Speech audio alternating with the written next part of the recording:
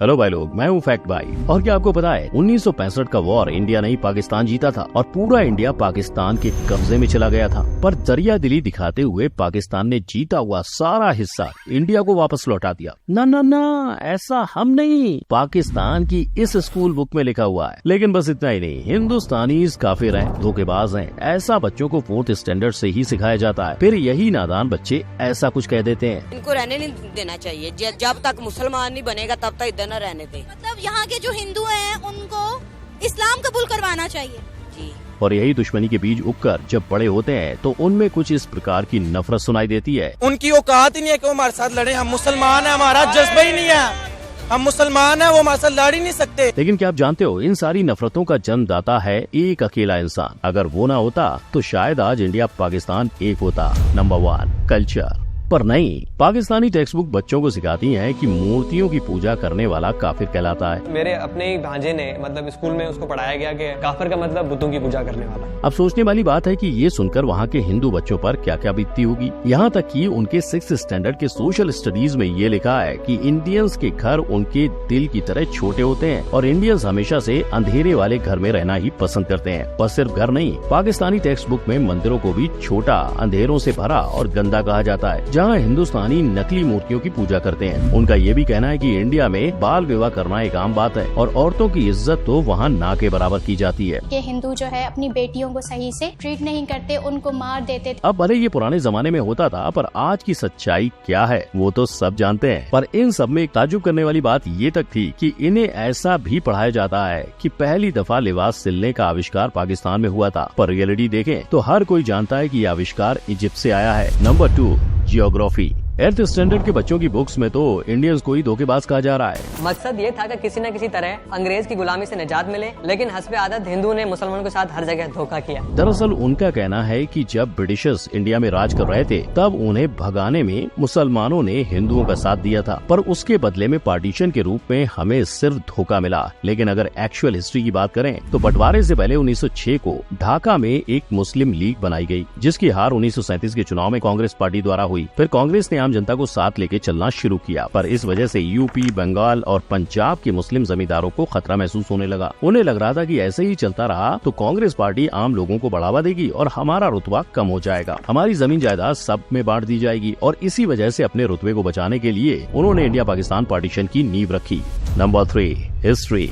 अब बंटवारा तो हो गया, पर उसका सारा इल्जाम उन्होंने हिंदुस्तानियों पे डाल दिया और ऊपर से 11th और 12th में पढ़ते बच्चों को हिस्ट्री में ये सिखाने लगे। 11वीं और 12वीं जमात के लिए है। इंसानियत दुश्मन हिंदुओं और सिखों ने हजारों बल्कि लाखों औरतों, बच्चों, बूढ़ों और जवानों की इंतहाई बेदर्दगी और संगदिली से कत्ल किया और बेआबरू किया। इतना ही नहीं, इन्होंने तो पूरी हिस्ट्री बदल के रख दी है। जैसे 13वीं सदी में पाकिस्तान के दायरे में पूरा उत्तर भारत और बंगाल आ चुका था। तब अलाउद्दीन खिलजी ने दक्षिण तक का भारत जीतकर उसे पाकिस्तान का हिस्सा बना दिया और 16वीं सदी तक तो पूरा इंडिया गायब हो गया था और दुनिया के नक्शे में सिर्फ पाकिस्तान बचा था। अब जो पाकिस्तान बना ही 1947 में था, वो 13वीं और 16वीं सदी में ये सब कैसे कर सकता है? ऐसा सब ऊट पटांग लिखा गया MD जफर की किताब a text book of Pakistan studies में। और ऐसे इनके बिना सिर पैर वालों वाली हिस्ट्री की हद तो तब पार हुई जब उन्होंने कहा कि 1965 का वॉर असल में पाकिस्तान ने जीता था। पाकिस्तानी सेना ने भारत के कई इलाके जीत लिए और जब भारत हार की कगार पर था तभी भारत ने UN से युद्ध को सीज करने की मदद मांगी। फिर क्या, पाकिस्तान ने भी अपना बड़ा दिल दिखाते हुए युद्ध को रोका और सारे जीते हुए इलाके इंडिया को वापस दे दिए। ये सुनकर तो बस इतना ही लगता है कि हमारी पंचतंत्र की कहानियां भी इससे ज्यादा लॉजिकल और मीनिंगफुल होती हैं। अब बारी आती है ये जानने की कि इन सब के पीछे आखिर था कौन। मोहम्मद जियाउल हक, जो पहले पाकिस्तान आर्मी के हेड और बाद में पाकिस्तान का प्रेसिडेंट बना। ये इंसान एक तरफ तो इंडिया के साथ भाईचारा बना रहा था और दूसरी तरफ दुश्मनी की जड़ें गहरी कर रहा था। पर गौर करने वाली बात तो ये है कि हम यहाँ 2 भाई या 2 घर की नहीं, दुनिया के 2 देशों की बात कर रहे हैं। कैसे सिर्फ एक इंसान एक पूरे देश के यूथ को दूसरे देश से इतनी नफरत करने पर मजबूर कर रहा है? क्या इसका असर हमारे भविष्य पर नहीं पड़ सका?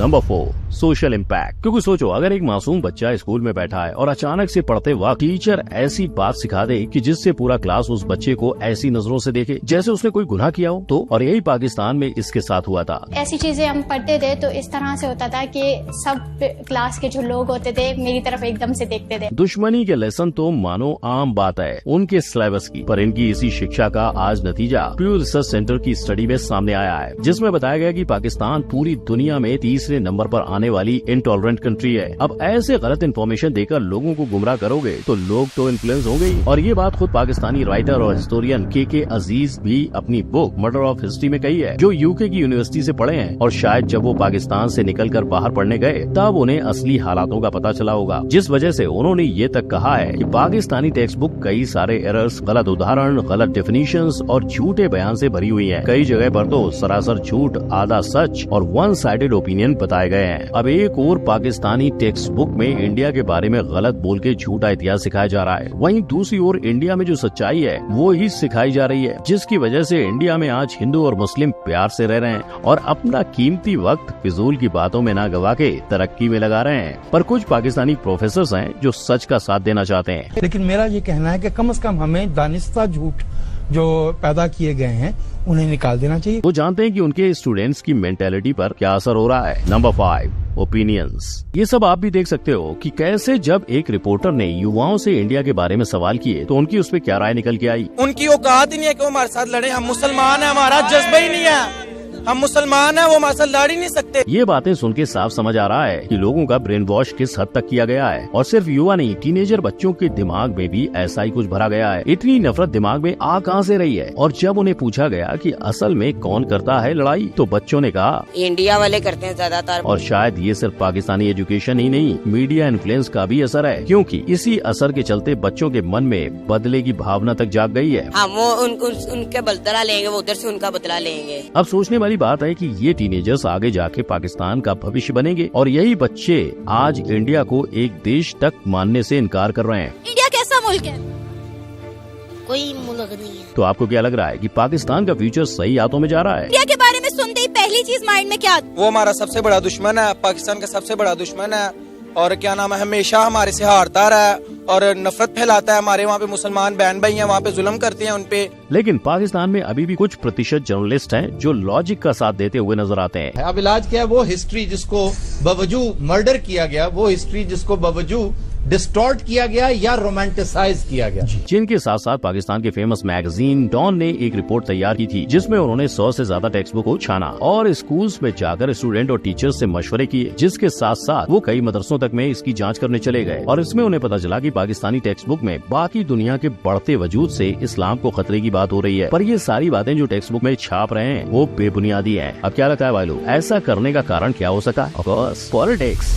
Number 6, conclusion. और इसी पॉलिटिकल एजेंडा को पूरा करने के लिए भले ही पाकिस्तानी पॉलिटिशियंस ने एजुकेशन सिस्टम में इंडिया के लिए नफरत के बीज बोए थे, लेकिन आज उन्हीं बीजों से बना हुआ पेड़ का नतीजा पाकिस्तानी युवाओं को ही भुगतना पड़ेगा। ऐसी सोच उनकी तरक्की के बीच तो आ ही रही है, लेकिन अगर इन बच्चों को बाहर किसी देश में कुछ कर दिखाने की अपॉर्चुनिटी मिली तो वो उधर इसी गलत नॉलेज के साथ जाएंगे। तो आज फैक्ट भाई ने आपको बताया कि सरहद के उस पार बच्चों को हिस्ट्री बुक में कैसे बेझिझक झूठ परोसा जा रहा है और उसकी वजह से बच्चों और युवाओं पर हुआ असर देख लगता नहीं कि आने वाले दिनों में भी इंडिया पाकिस्तान के बीच की दुश्मनी कभी खत्म होगी। परफेक्ट भाई यही आशा करता है कि हर एक इंसान दूसरे इंसान को इंसानियत की नजर से देखे, क्योंकि हिंदू मुस्लिम सिख ईसाई हम सब हैं भाई भाई। और इसी के साथ अगर आपको देखना है कि पाकिस्तानी लोग इंडियंस के बारे में क्या सोचते हैं तो आई बटन पर क्लिक करो। वीडियो पसंद आया हो तो लाइक, शेयर और कमेंट करें और चैनल को सब्सक्राइब करना ना भूलें। जय। चलें जी, वीडियो खत्म हो गया। भाई हमें इस बात में हैरानगी नहीं, लेकिन ये चीजें हमने पढ़ी थी, लेकिन एक जो चीज है ना मंदिरों के बारे में हमने कोई ऐसा किताब में किसी भी नहीं पढ़ा कि भाई मंदिर गंदे होते हैं या इस तरह की कोई चीज हमने नहीं पढ़ी। हाँ, ये जरूर पढ़ाया गया कि बंटवारे के वक्त भाई लोगों की साजिश थी, ऐसा बिल्कुल पढ़ा। कांग्रेस हेलो भाई, मैं हूँ फैक्ट। हाँ जी गाइस, तो बिल्कुल फैक्ट भाई, तो उन्होंने बहुत एक अच्छी वीडियो बनाई और बिल्कुल ये चीज़ है कि जो भाई हमारी जो मशारती लोग है ना, मुतालिया पाकिस्तान जो भाई जिसको हम बोलते हैं, उसमें सबसे ज़्यादा बंदे के माइंड में ये भाई डाला जाता है कि पाकिस्तान ही पाकिस्तान है। जिन्होंने भाई 4 बार जो हैं वो जीती हैं, इंडिया को पीछे धकेला है। इंडिया में तो कोई ऐसा है नहीं कि जो भाई पाकिस्तान की तरफ। इसी के साथ हो यार गाइस वीडियो खत्म। यार ये इमरान खान की हुकूमत में ना पहले तो चलो थोड़ा बहुत था ना, लेकिन इमरान खान के वो शफकत महमूद जो था, उसको खुद तालीम का कुछ पता नहीं था। कुछ बेसिक फैक्ट्स मैं बताता हूँ आपको। ये हुआ क्या है असल में, ठीक है आप पार्टी चला रहे हो, सब कुछ करा रहे हो, लेकिन आप अगर नेगेटिविटी लोगों के जहन में भरोगे ना, वो स्पेशली, उसका नतीजा हमने 9 मई को देखा। ये थी आज की वीडियो। तो भाई देखा ही आपने पाकिस्तानी बुक्स का यहाँ पे जिक्र किया गया कि पाकिस्तान बुक्स में क्या सिखाया जाता है बच्चों को। हमने खुद पढ़ी हुई है, सच्ची में वहाँ पे ऐसा ही लिखा होता था कि जो हिंदू है ना वो बहुत ज्यादा बुरे होते हैं और वो जबरदस्ती से मुसलमानों को ना मंदिर में लेके जाते हैं, फिर वहाँ पे बोलते हैं कि हाथ जोड़ के जो है मतलब हाथ जोड़ के पूजा करो, ये सारे उनको सिखाए जाते हैं। इस तरह से ना हमारी बुक्स में पहले मुझे बहुत गुस्सा लगता था कि ये डू सब्सक्राइब। सो गाइस, बातें तो काफ़ी सारी ठीक भी गई हैं इन्होंने और मानने वाली भी हैं, और हिस्ट्री के बारे में तो वाकई तोड़ मरोड़ के ही बताया गया है, इसमें कोई शक नहीं है। और सबसे पहले ये बात कर लूँ कि ये किताबों में नहीं पढ़ा गया कि कत्ल हुए थे जब 1947 में जब बना था, तो ये तो हमारे बड़ों ने भी बताया, क्योंकि हम खुद इंडिया के रहने वाले हैं।